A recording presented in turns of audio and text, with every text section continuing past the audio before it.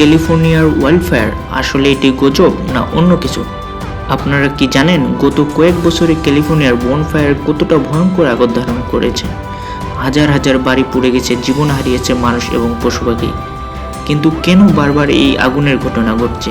এই প্রশ্নের উত্তর আজ আমরা খুঁজে দেখব। আসলে ওয়াইল্ডফায়ার কি? মানুষ কিংবা প্রাকৃতিক কারণে যখন বনে আগুন লাগে সেটাকে সাধারণত ওয়াইল্ডফায়ার বলা হয়।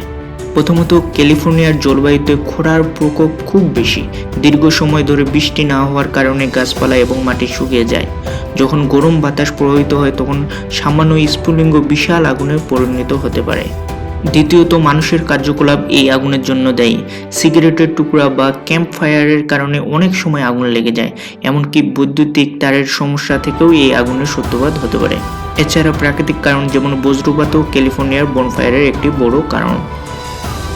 আপনারা কি জানেন ক্যালিফোর্নিয়ার তাপমাত্রা প্রতি বছর ক্রমাগত বাড়ছে? এর ফলে বনভূমি আরও ঝুঁকিপূর্ণ হয়ে ওঠে। এই আগুন শুধুমাত্র বনভূমি ধ্বংস করছে না, এটা মানুষের বাড়ি, সম্পদ এবং জীবনকেও ধ্বংস করে দিচ্ছে।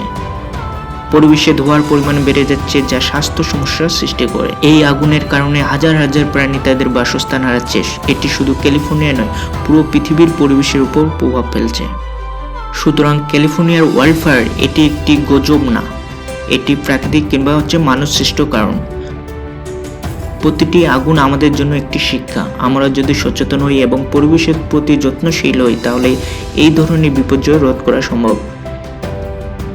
ক্যালিফোর্নিয়ার বনফায়ার আমাদের মনে করিয়ে দেয় যে আমরা সবাই একে অপরের সঙ্গে এবং এটি প্রকৃতির সঙ্গে যুক্ত। ভিডিওটি যদি আপনার ভালো লেগে থাকে তবে লাইক দিন, শেয়ার করেন এবং কমেন্টে আপনার মতামত জানান। আমাদের চ্যানেলটি সাবস্ক্রাইব করুন।